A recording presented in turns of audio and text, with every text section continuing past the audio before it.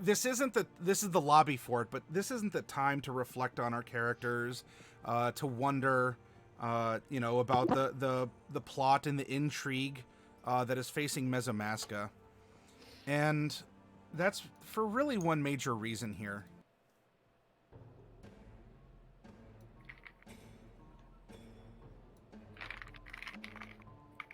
Because things, while they're messed up for sure in Mesomasca, they're a lot more messed up in your corner of it right now. And where Oh, that's great. and where we had left off was at a very interesting time in a very interesting place. That isn't even necessarily a part of Mesomasca, its small corner, or Mesotopia as a whole. Where we left off was in a place, in a time, out of sync, before a portal that was, well, going to be your destination.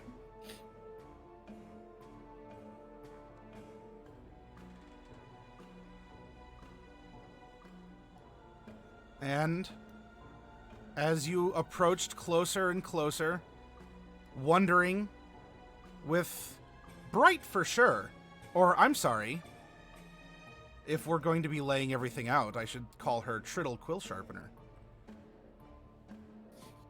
dragging her heels until finally going through the mysterious portal created by the Fomorian Eye.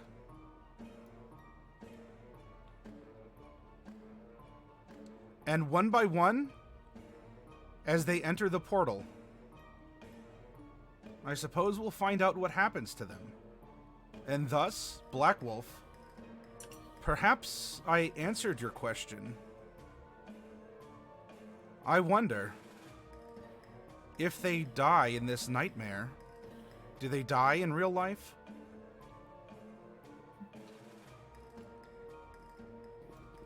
We go now from our haunted primordial spring into our first adventure.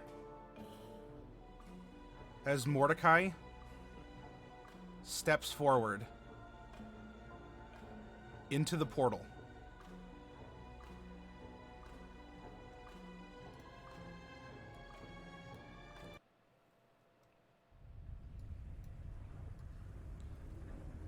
Mordecai, you find yourself in a creaky wagon with some gears turning, little tidbits, bits and baubles, a bubbling flask, and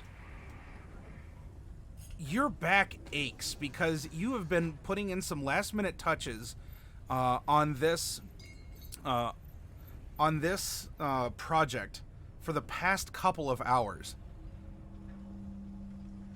And from behind you, Mordecai!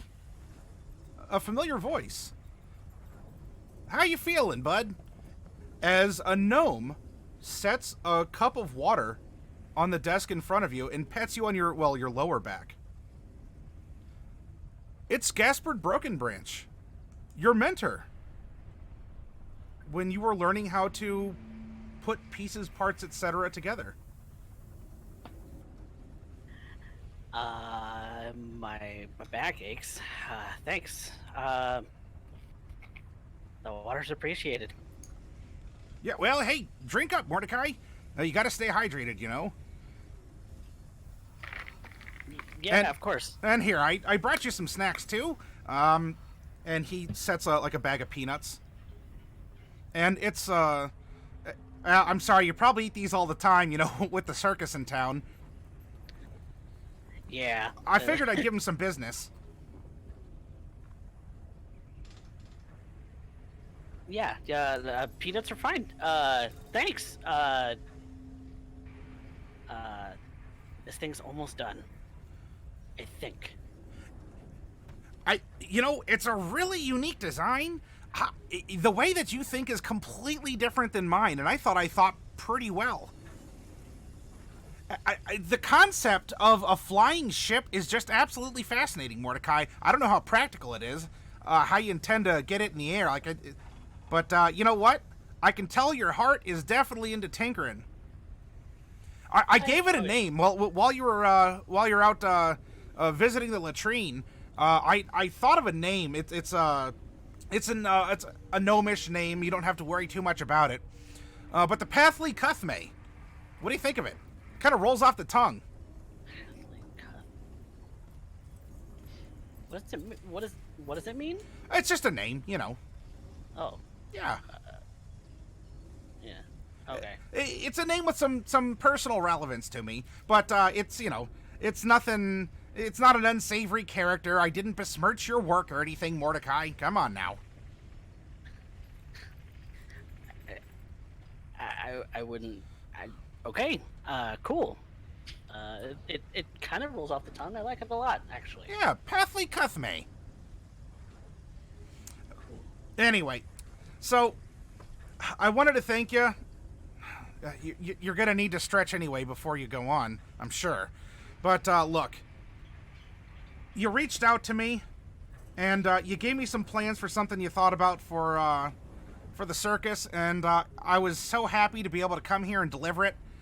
I thought it was a really neat design. It was kind of a challenge to build. I did my best with it based on your plans and what I had handy. But, it makes an old gnome's heart really happy when you think back to us and you remember us fondly and you give us some business, you know what I mean? And plus, hey, I got free tickets to Professor Ironclaw's majestic menagerie of oddities and curiosities.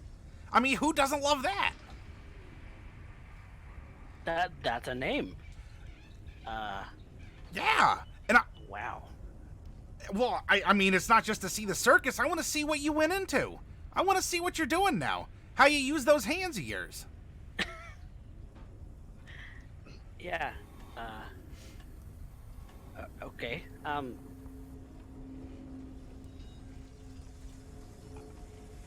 You got tickets? Yeah, of course. Everything's set up. Just for yourself?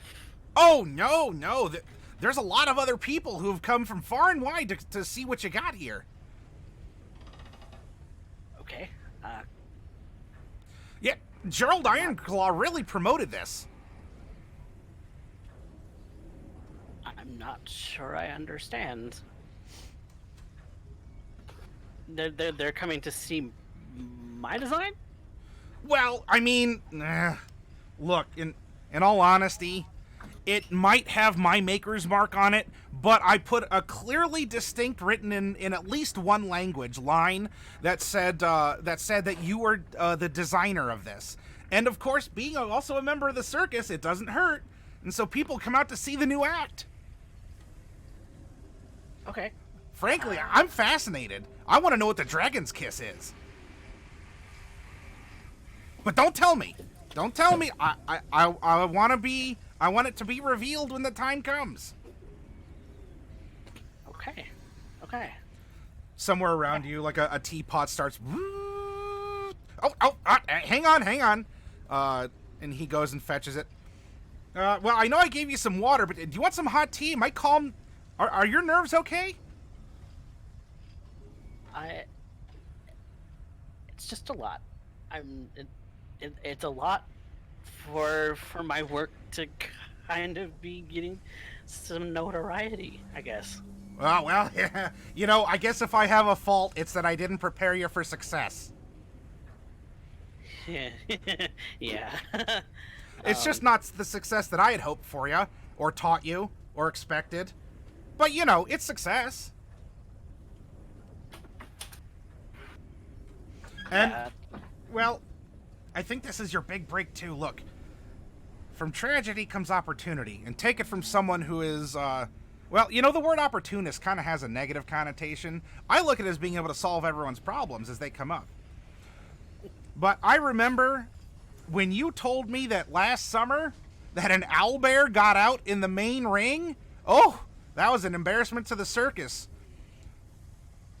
Then yeah, it was a real kerfuffle. Oh, hey, you remember some of the verbiage. Excellent. Eh, Yeah, well, Gnome's kind of a rare language. You do really well if you learned it, because there's a lot of us around, even if you don't see us. It's always good to talk to a gnome. It'll give you a different point of view on things. And very he true. is sipping loudly his tea, so so it's like cooling as he's slurping. Gnomish tradition, at least that's what he tells you. Oh yeah, well. But, it sounds like you were able to step up and really create an opportunity. And I know that the circus was looking for someone just like you. I don't begrudge it. And, the way that you're able to just combine some of the support structures with the axe, make everything all, nice and condensed, and also prevent any more owlbear cage malfunctions. Oh. I mean, you can't have that again. Well, you could. Hopefully no one else gets hurt. It would create more business. Anyway, I'm sorry. I'm rambling. Oh, and he goes and he picks up the Pathly Cuthme.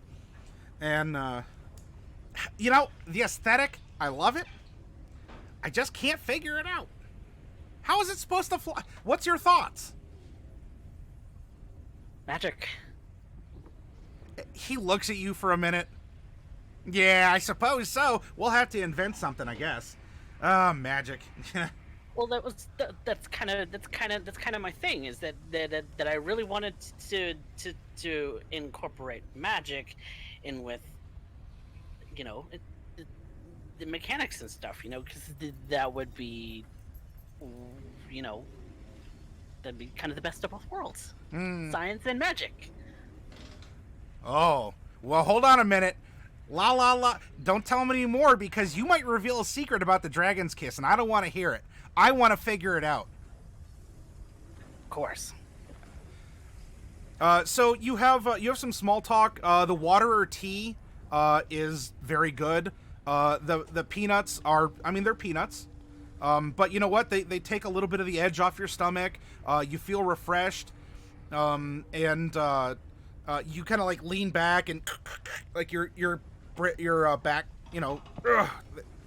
you're getting all loose and limber here. And so after a little bit more small talk, there's on the wagon door. Oh, hang on just a moment here. You look a little compromising in those stretches. Hold on. And so Gaspard goes to the wagon door and opens it up.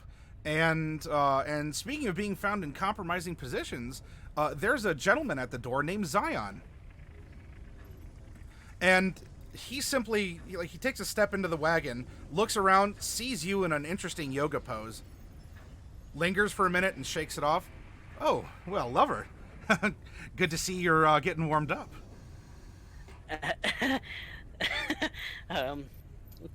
Yeah, it's been busy. Yeah, well, I see that you two have some things to talk about, says Gaspard.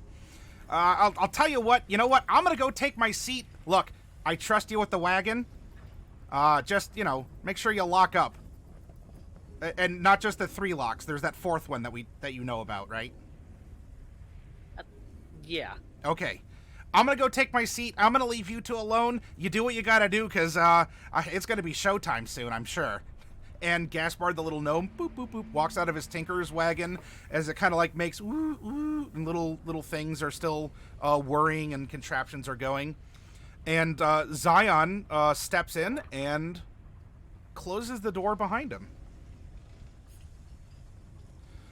Well, Hi. I came to fetch you. Yeah, I'm almost done here. Yeah. Okay. To go where? To the tent? You haven't forgotten our routine, have you, Mordecai? No, I haven't. No, I've just been busy. Okay, I'm ready. Let's go. Hang on. He looks you over. No partner of mine. is going to go out there with a sore back. Turn around. Okay. So I turn around and face my back to him. And Zion begins giving you a shoulder rub, a back rub, your hips. And his attentions linger here and there a little bit more than for medicinal effect, as it's just you two inside the wagon. And as you're having a tender moment here, with him wrapped around you from behind,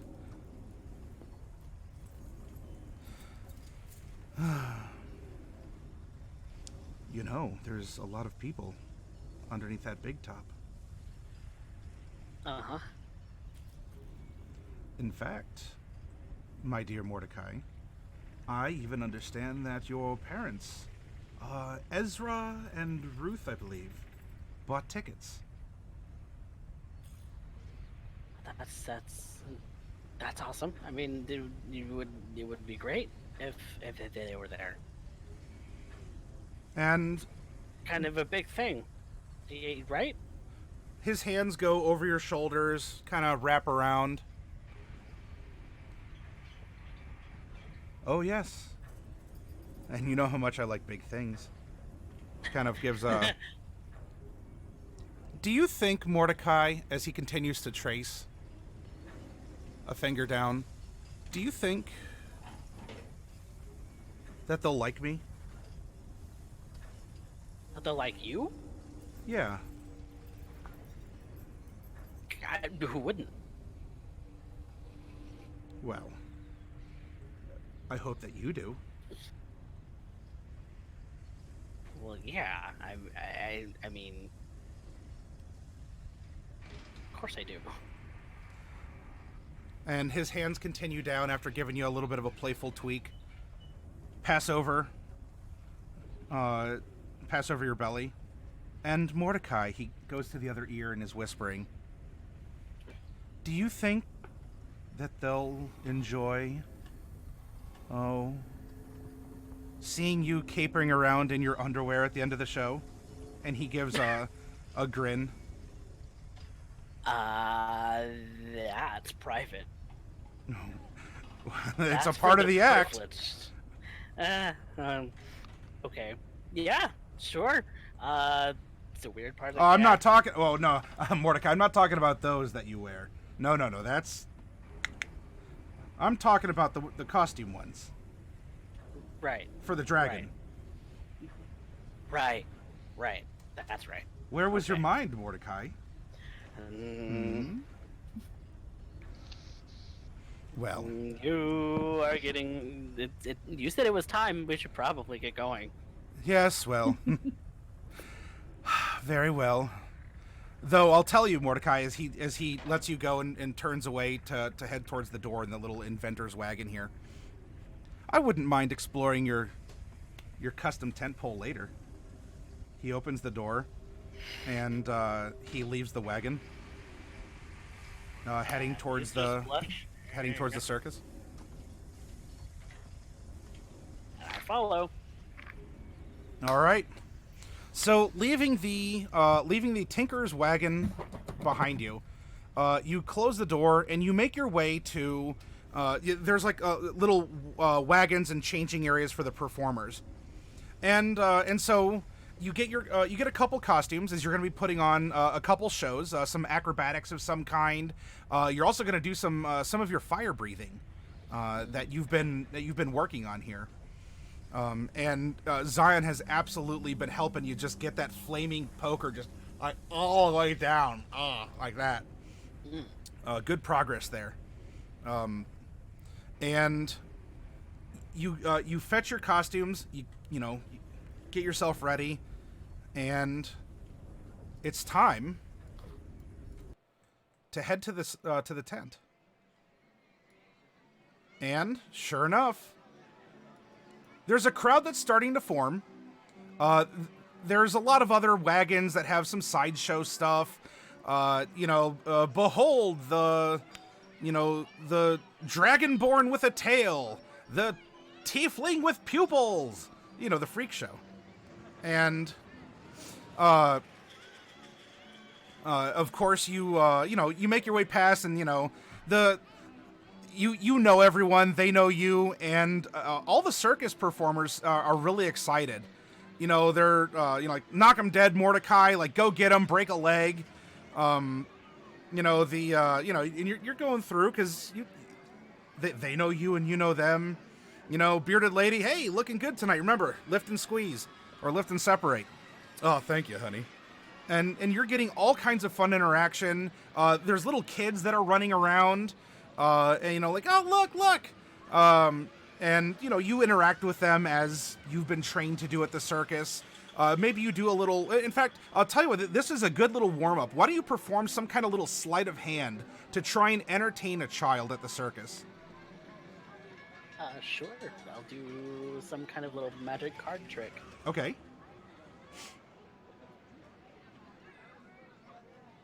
Ooh, nice. With a 21 at that. You're better at this than maybe even you expected. And so you go and tell me about the trick. What are you doing here to entertain this little human child? So it's just like a little, like just making the card disappear. Okay. And then making it reappear.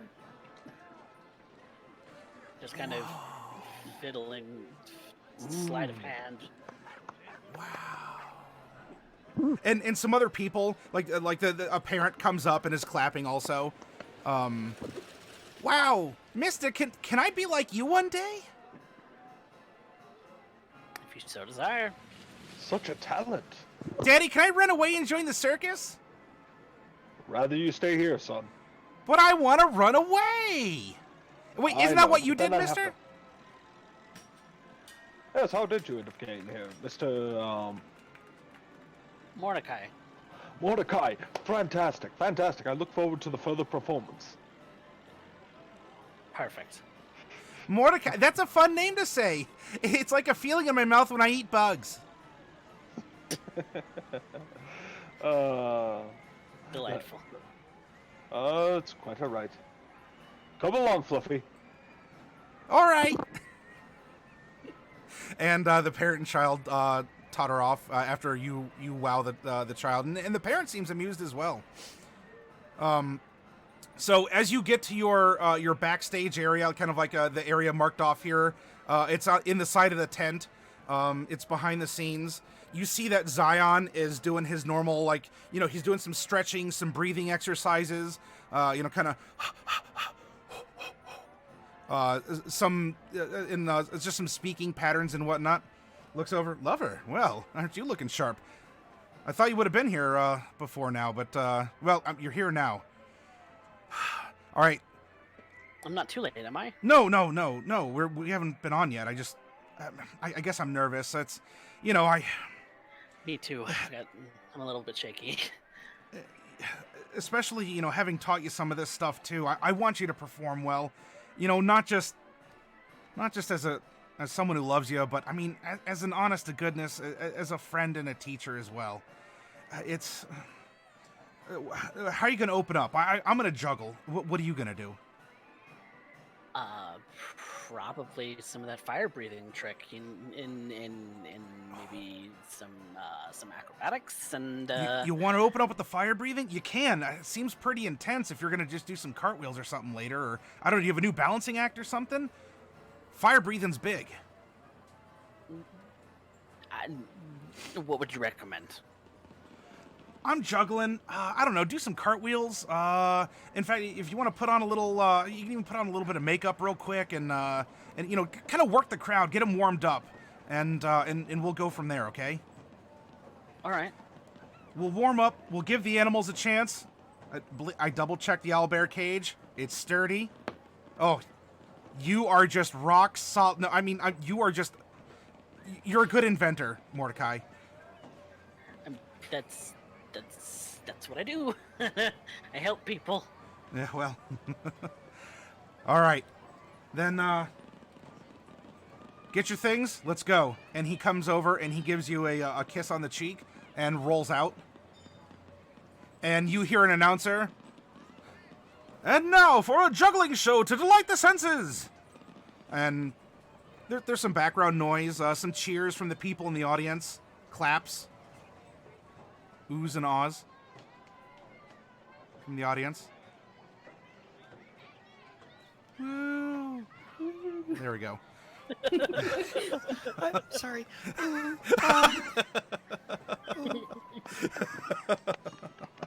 And so Mordecai, the ice has been broken. The crowd is already, they're starting out a little slow. Maybe they're like, I don't know, what is this?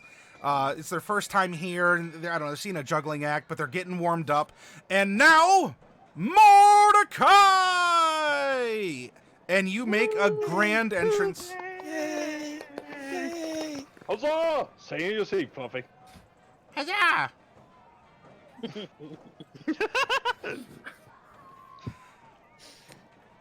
And so yeah, and I come out and try to warm the crowd back up a bit more, and Give me a oh, you made a performance last time.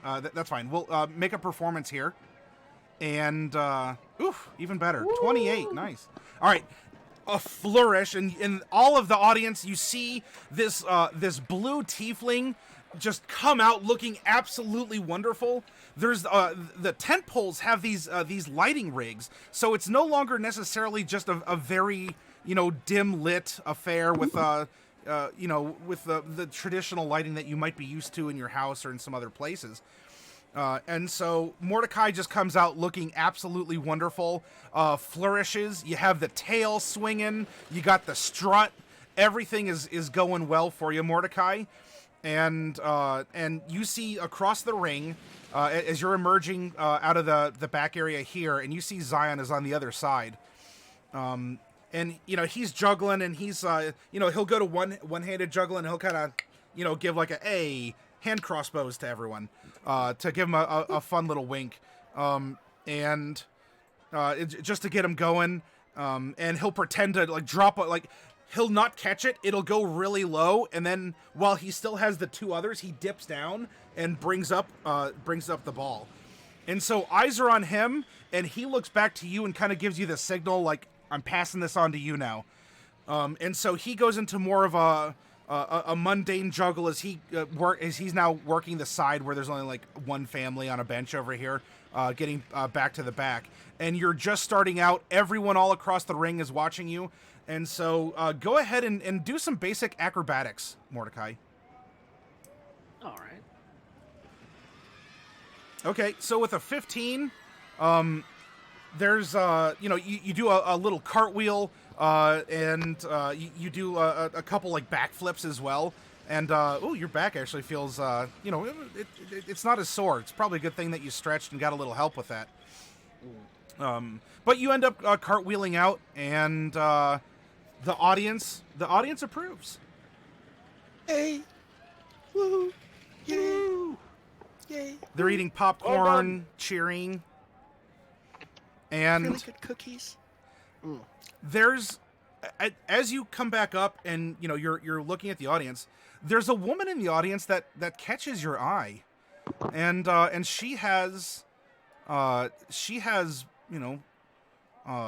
black hair, has a kind of a mystique to her. In fact, a lot like you, she's probably of mixed blood, because even for a tiefling, you're a bit of a unique case, Mordecai. And you look at her, and she looks back at you. Perhaps there's a favor or a compliment that this woman in the audience can offer you.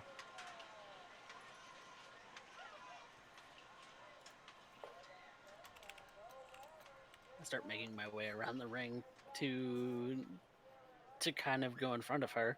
Okay. All right. So give me another acrobatics as you do so with pizzazz. All right. Yep. You got that. You got that one kink worked out of your back, and you end up doing. You do. What would be something? you use your tail for an assist as you get a little boosty up in the air, and then you do a tumble, and right in front of her, you show yourself off. And the woman in the audience certainly sees you.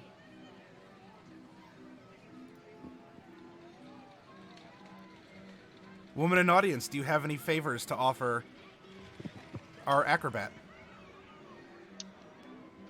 Do I have any favors to offer the acrobat? A handkerchief, a wink. I think a wink will suffice. So I start moving around the crowd again. Yeah, Mordecai, your heart is pumping. You're breathing hard. Oh, it feels good to be alive. That it does.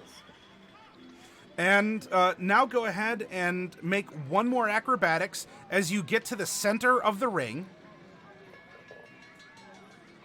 15. Okay, you still successfully do so, but it's, you're just something might be off. Are you a little distracted? Maybe the woman in the audience was catching your attention a little too much. But still, deep breath in, and now we present a fire-breathing act.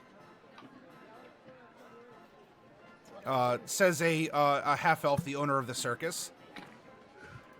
And Mordecai, a little clown comes running out, doop-a-doop-a-doop-a-doop-a-doop, and hands you your gear. And thank you, everyone, thank you. And ends up bowing, tumbles forward, wow, and a couple of the kids, get a laugh out of it. And then he gets back up, dusts himself off, and runs back to the backstage area here. And so, to do the fire breathing act, I light a couple of the instruments on fire and do some flourishes, and then proceed to swallow the fire. Professor Ironclaw wants all of you to know that what you're about to see is done by a trained professional. Please, kids, and I'm looking at you. He's looking at the one little kid you interacted with, because he's just like mouth is open, eyes are open. I'm talking to kids like you. Don't do this at home. That's why I want to run away to the circus, and so I can do it there. And then the ringleader turns to you, Mordecai, as you've been lighting your implements here. And now I would like you to make a performance. Ooh! That's a nice green number. That's a 32, everyone. And, the audience goes what nuts. What a great act. Wow. That's so good. Yay. Yay. Woo. Yeah. It would take Great. many years of running before you ended up being able to do that. Mostly because I'd catch you. Remember that. Well done! Well done! And Mordecai, you are just receiving applause and accolades. And it is... Standing ovation. Oh, standing. In fact, the woman with the black hair in the audience is the first one to stand up. And shortly after, others follow. Oh no, now I can't see. Unfortunately for the couple gnomes in the audience, including your former mentor, Proceed to bow. and you bow and you make your way back to change into your costume, allowing your partner here to come back out on stage and distract him while you're changing into your knight costume, which is really just kind of a painted paper that looks like armor. And then of course you got to remember you got to douse your briefs in water for the next act. Okay. As he makes sure to remind you as he goes out, and Zion is out, and the crowd is continuing, and you hear then that the stage is made way for the owlbear tamer to come out as well, and so Zion comes back, and he sees you, and You're looking good for a person wearing some paper. It can be made of something else later.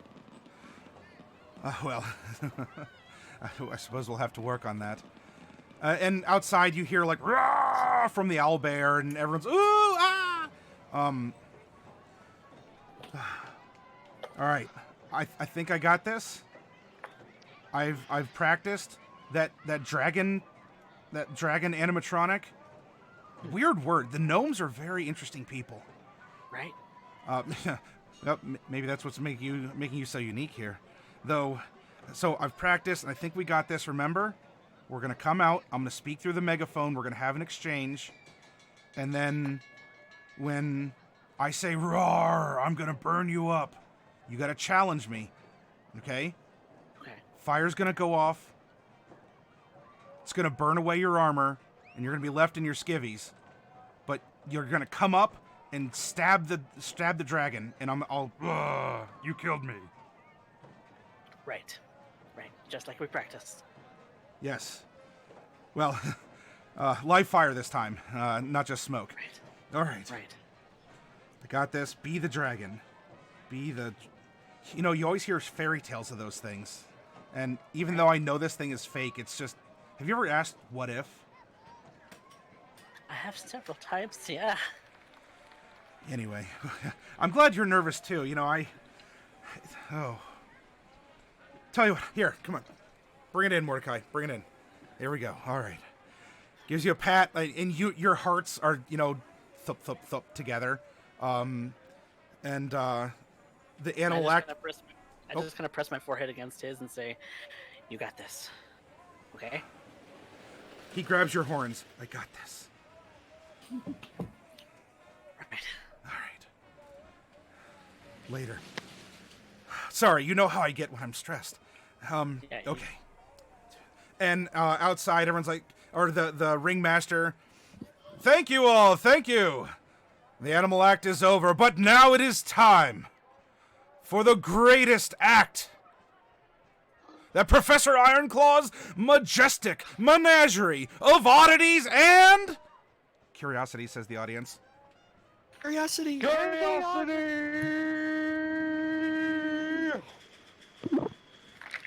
We are going to present to you now. You've seen the doggos. You've seen the owlbears. And now, ladies and gentlemen, Professor Ironclaw will give you a real life dragon. Ooh. And from tent flaps from the outside open up with little clown assistants. And inside is a big contraption looking like how people think dragons look in this day. And no one's ever seen one, so it's you got to go off the stories. But fortunately, Mordecai, you know, as the inventor of this, you've read a lot of fairy tales. And so this is, you know, there's an extra level of excitement. You know, Zion has to operate this, but you're getting to see, you know, history come to life. And so as it's wheeled out, you hear Zion's voice. He tries to get extra, like, hammy, like, "Roar! Lots of yummy people out here to eat. I'm gonna eat you, little morsel, first." And you hear, like, ee, as a little hand from a dragon points up. No, please don't. Here, you can have my cookie if you want. No cookies! And the assistants are wheeling him out until the dragon ends up here, across from the area that you're gonna make your entrance, which is the prep area. No cookies! Only people! That's what dragons eat! Ah! And you're hearing a big dragon roar. That's your cue. Yep. And I run out into the ring, dressed in this paper armor, and I yell at him, "Not by my hand! I will slay you!" Make a performance.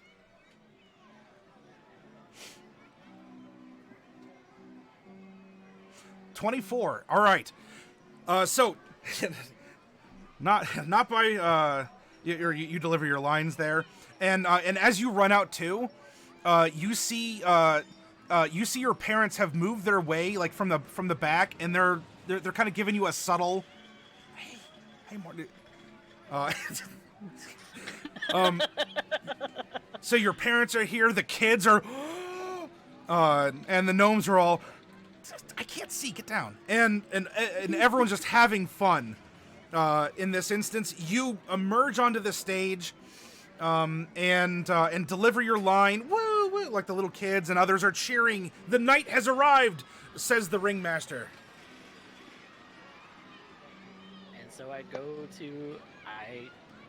with a bit of flourish, go to slay the dragon.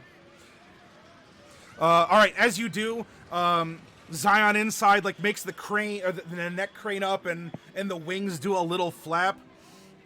You can never hope to get close enough to me to strike me with your magical sword. This is some banter. Ha! I forgot my line.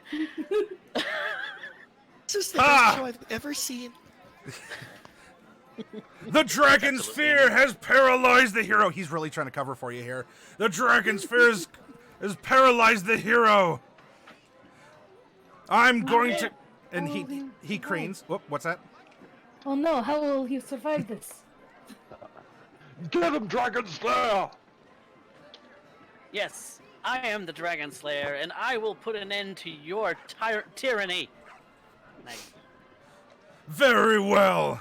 If you are to defeat me, knight, you will have to survive the dragon's kiss! Roar! And the arms go up, and the mechanical wings kind of like flip, flip, flip, flip, and it creates a little bit of a breeze.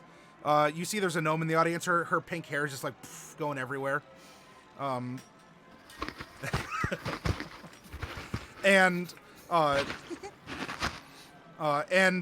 you look for the like Zion kind of opens up the little eye whatever viewer in the front, kind of like looks at you and gives you a, because it's turned now to face you as you're here, like kind of in the middle-ish, and the dragon is over here, and the dragon's kiss, and you see that the mouth begins to light up, and I need you.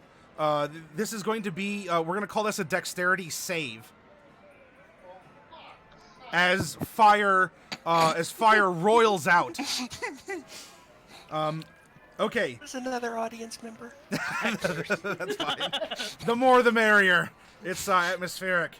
And so you do a tumble, and the audience gasps as fire pours over you, Mordecai. And you tumble through. And as you pop back up, outside the gout of flame, which was aimed more over here, and you just tumbled forward here. There's a moment where a couple people are laughing because as you spring up, your paper armor has like smoked away in the fire. You're a tiefling, and you're wearing dampened undergarments. So the knight with a magical sword and underwear on his butt cheeks pops up and delivers the line. Oh, I forgot the line. Oh no. This is the best show I've ever seen. Just hit me. Indubitably. I go to hit it. Roll with advantage. That right there. Now that's entertainment. What do I roll to hit? Just a rapier attack? Yeah, sure. Okay. 22. And you pause for a second, you forgot your line, but you have a sword in your hand, and there's a dragon, and the sword, the rapier pierces the dragon's neck, and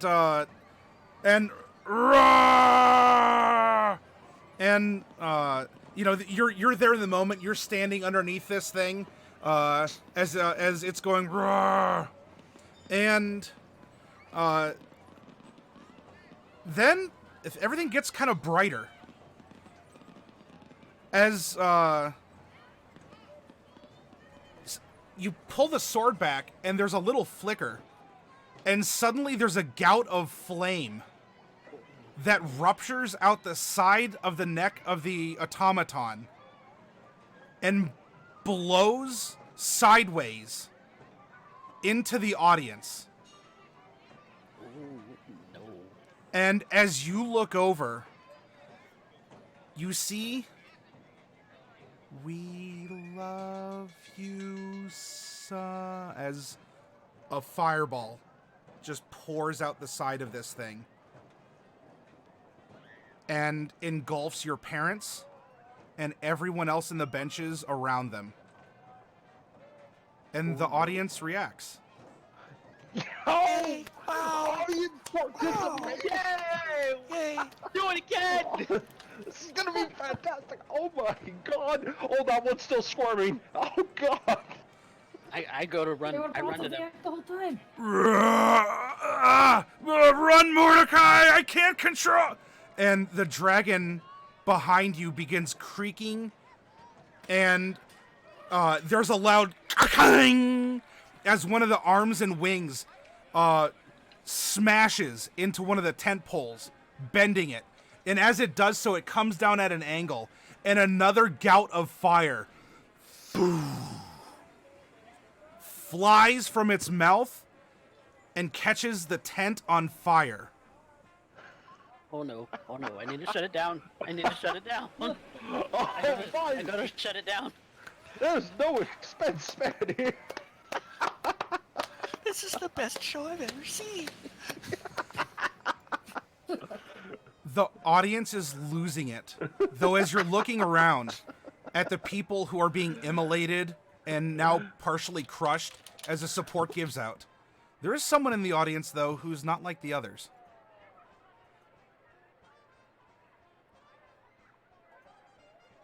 Oh dear. Oh dear. Oh dear indeed. And Mordecai, you see that you look from the audience, from the woman with the black hair, and you look over to the dragon, and there's Zion, who is trying to flee as the automaton has caught fire. And with the expansion and the contraptions becoming embroiled, it's flopping. The tail comes down and smashes the bench beside the woman with black hair. Get out of here! Get out of here! Looking around for a for an exit. Says, "When I said do it again, I wasn't serious." Do it again! Do it again! Do it Do it again! again! Do it again! The rest of the audience is Do it cheering. again! They Do think it this is again. an act, and people are dying. Everybody, get out of here! Mordecai, go! All! And there's a king as one of the tent poles that you designed snaps. And as it snaps, it bends and the top part comes down, bringing flaming tent. But as Zion is running from the dragon, just like, get out! Your tent pole impales him through the chest. And he just sort of like looks shocked down and slides, leaving a bloody streak until he hits the circus ring, where he's pinned to the bloody dirt. Oh dear. It's incredible. I don't Son- even know how they did that. That is an Must be amazing... illusion magic. Son, you might want to consider... I'm reconsidering you running off to the circus. If you could perform like this, oh my, the effects are This amazing. isn't an act! Everybody It get is out of here! convincing. Still looking around for an exit and probably not seeing anything through all of the snapping tent poles and fire. Yeah, you absolutely, you're paralyzed with fear. Woman in black hair. You're paralyzed with fear. There's stuff crashing. Mordecai, behind you, you hear the ringmaster. Mordecai, you fucking idiot! If you don't die in this fire, I'm gonna fucking kill you myself! And as he is like in emergency mode, and the owlbear cage swings open, the owlbear runs out and savages the ringleader as it is in animalistic fear of the fire. And the ringleader is torn in front of you. I have to get people out. I have to get people out. There isn't a way out. Everything is on fire. There's one flap over here that you might be able to reach, but it's going to take an act of... you're going to have to be the acrobat you are, Mordecai, if you want to try and help her escape. All right, give me an acrobatics as you leap forward. 27. You leap into the stands. Fortunately, you're fire resistant because of your heritage, so you're able to sort of beat back some of the flames with your tail and your legs here as you scoop up the woman. Now, I need you to make another acrobatics at disadvantage. This is not your trained partner who is now dead behind you. This isn't the other people of the circus. A 13. You jump and you fall. You take the hit for her though. The wind's kind of knocked out of her. I just keep going. I just keep trying to get people out. Just keep yelling that people need to get out. Your ankle is sprained. The audience. Even till the end. This is phenomenal. As you limp out of the burning tent, there lying underneath a piece of burning debris is your gnome mentor. I trusted you, Mort. And the fire apparently hit. He must have been carrying some of his tinkering oil in a flask in his jacket as he's looking at you and talking to you, and the rest of him ruptures into flame.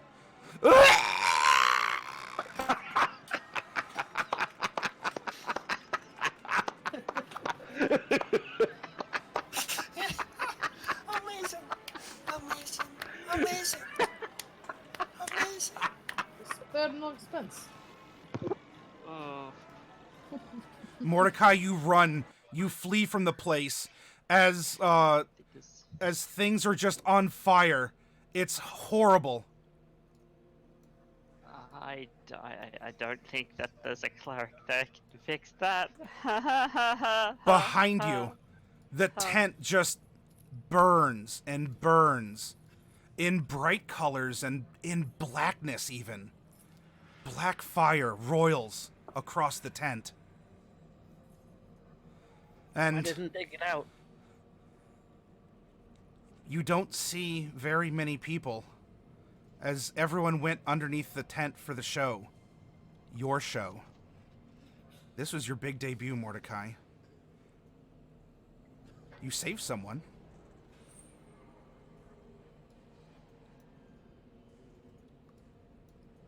Why wouldn't they leave? I don't know. They're even laughing in the distance still, despite being on fire, despite their throats being crushed, their lungs being punctured, making gurgling noises.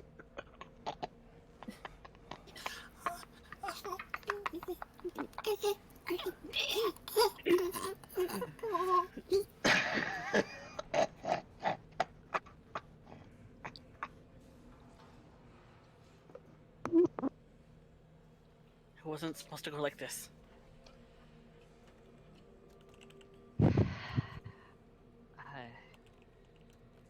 No, I don't think that it was.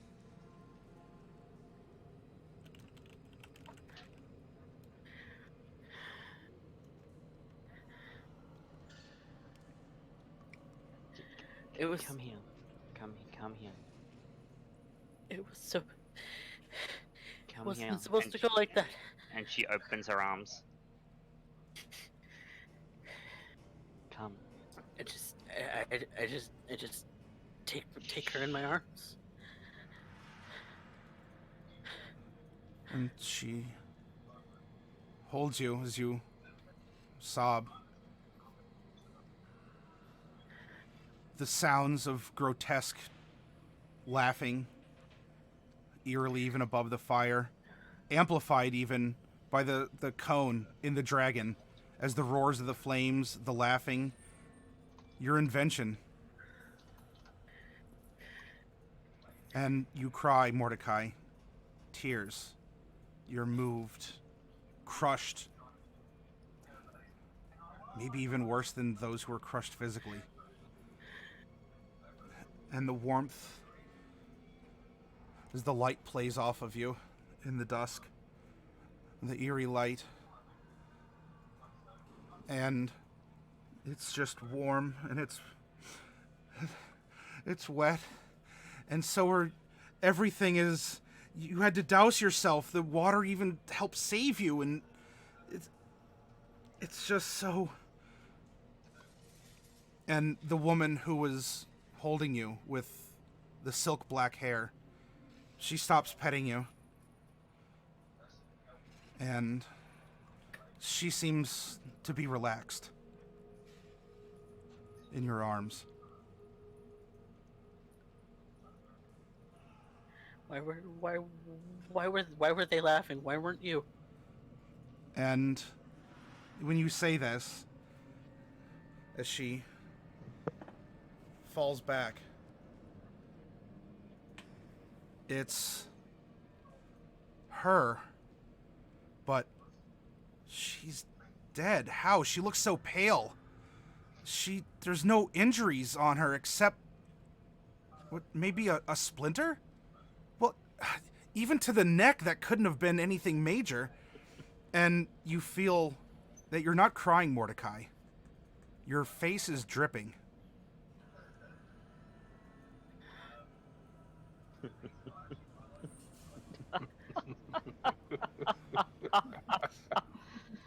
Oh, Mordecai.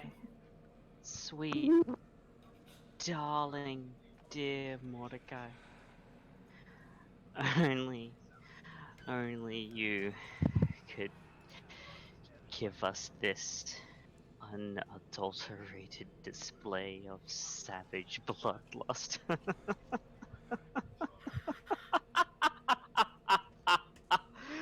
Pale, sickly, dead. The woman in black, drained of her life, yet still filled with glee. Now, in the flickering fires of the circus tent, the warm colors and the shadows cast by the black fire, looks just like she did in her bed on the day that she died.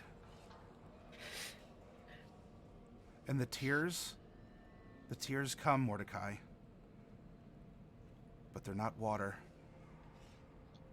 It's blood.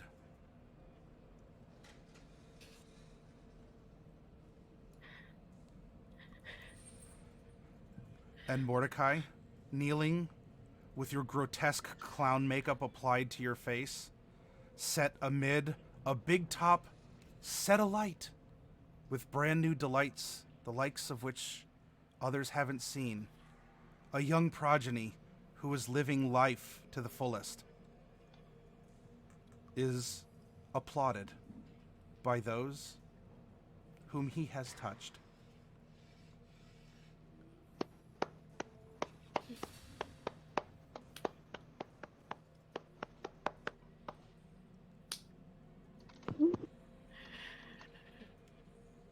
And it is here now that we return to the waters of the marsh with Mordecai, lost in himself, in his failures, in having to live with his cowardice and dismay that he's caused his parents, his lovers, and his mentor. And for all of you in the audience, we're going to take a short break, and we'll come back with the next short adventure.